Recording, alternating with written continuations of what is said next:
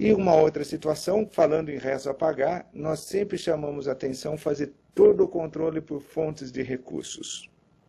Porque muito embora o município possa apresentar um resultado financeiro bom, em alguns momentos, quando nós fazemos uma auditoria, uma checagem mais analítica, vamos observar que boa parte, professor, está na disponibilidade financeira, consta recursos da Previdência Social, recursos específicos, como o senhor disse, de vários fundos e são vinculados. Vamos dar um exemplo.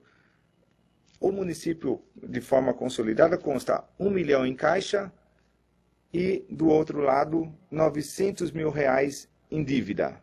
Isso representaria, num olho, assim, num primeiro momento, que a situação estaria boa. E como estamos nesse processo de transição, é comum os novos prefeitos receberem uma situação dessa e acharem que a situação está muito boa do município. Quando separamos por fontes de recursos, podemos constatar a seguinte situação.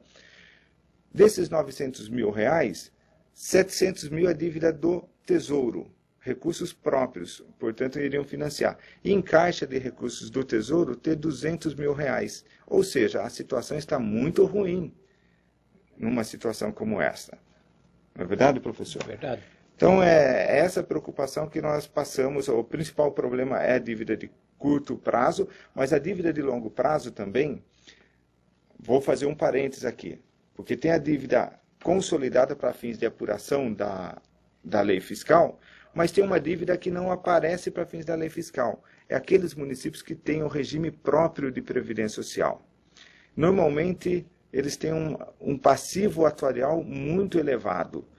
E a dívida fundada cresce nesse sentido, mas ela não é levada em consideração na apuração da lei fiscal. Mas a dívida com a Previdência própria, alguns municípios têm o seu próprio regime de Previdência, então precisa tomar cuidado a médio e longo prazo e fazer seu planejamento nesse sentido. Para lá na frente, daqui 10, 20 anos, o município não tenha mais dificuldades ainda. Professor Luiz. Professor Marcos, nós estamos com o tempo um pouco apertado, temos aí 15 minutos, 10 minutos para terminarmos e mais um momento de interação para os nossos ouvintes. Nós temos aqui alguns tópicos relacionados à prestação de contas e os limites específicos para esse final de mandato. Vamos fazer um mix desses assuntos para que o senhor possa respondê-los assim com pequenas parcelas de resposta para cada um deles, o significado desses tópicos para o final de mandato. Nós sabemos que existe a prestação de contas, sabemos que existem algumas regrinhas para gasto com pessoal, sabemos que existem algumas regrinhas para despesas institucionais, contratação de servidores e assim por diante.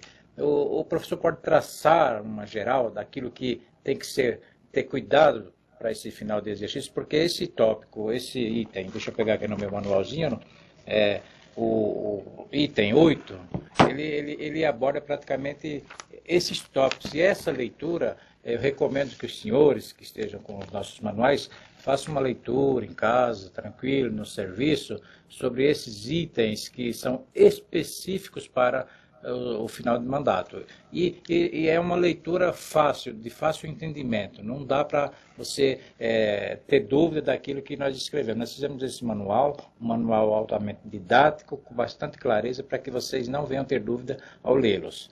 Professor, suas considerações. Bom, primeiramente eu vou iniciar pela prestação de contas.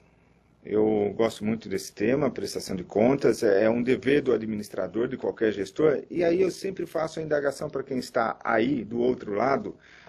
Nós sempre temos a preocupação de prestar contas a quem? Normalmente, grande parte dos gestores tem muita preocupação em prestar contas para o Tribunal de Contas do Estado de São Paulo. Relevante essa preocupação e não pode deixar de ter e atender ao Tribunal de Contas. Mas nós temos outros usuários de informações no município e vamos citar alguns exemplos.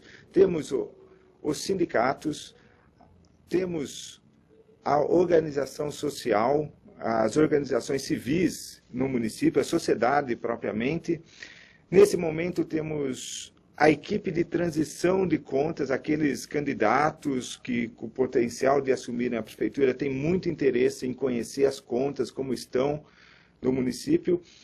E nós temos outros usuários, como, por exemplo, a própria Câmara de Vereadores, os seus vereadores, têm a preocupação em acompanhar as contas. A prestação de contas tem a ver com a transparência das contas. E, olhem, a lei fiscal veio contribuir com isso aí, embora não seja, não esgote os assuntos de prestação de contas, porque nós falamos, ao mesmo tempo, de gasto com pessoal, mas a equipe de transição pode ter vamos dizer, algum interesse específico, como, por exemplo, a quantidade de pessoal em determinadas secretarias, quantidade de médicos, quantidade de professores, e o que elas precisam a mais, o que elas precisam incrementar, as necessidades nesse sentido. Nós temos também algumas peculiaridades nessa prestação de contas, desses usuários específicos, mas tem a questão da lei fiscal, que ela estabelece já 2 relatórios mínimos, que nós até abordamos aqui, o relatório resumido de execução orçamentária, bem como o relatório de gestão fiscal. São 2 relatórios importantes que dão uma visão global do município, como anda a situação. Nesse resultado, no relatório resumido de execução orçamentária, que é todo bimestre, é elaborado e publicado. Então, nós temos o balanço orçamentário, despesa por funções, o volume de receitas arrecadadas no período, o volume de despesa e receita por órgãos do governo, o resultado primário e nominal, que o Luiz já comentou, a posição dos restos a pagar, quanto tem ainda de restos a pagar e qual a disponibilidade financeira para isso.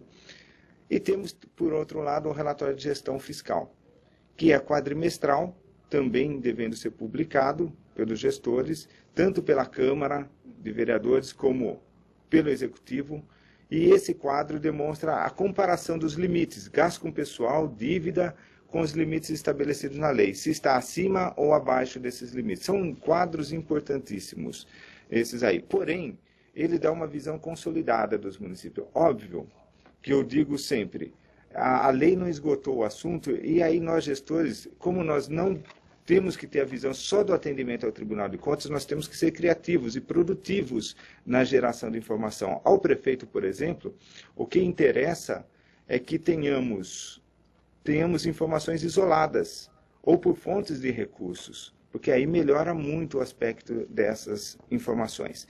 E a transparência faz também por a prestação de contas pelas audiências públicas. Final de setembro, uma audiência está programada aí, a de cumprimento de metas fiscais.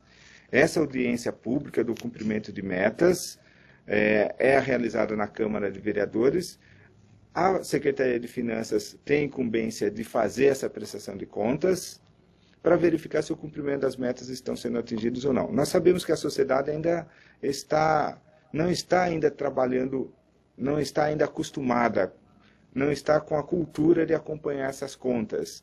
Mas, a partir do momento que nós também começarmos a realizar e convidá-los, e além disso a educação fiscal, não é, professor? Exato. Nós comentamos sobre a educação fiscal, que é para que aqueles que não estão acostumados a tratar essas terminologias, resultado primário, dotação orçamentária, passem a entender para participar efetivamente desse processo.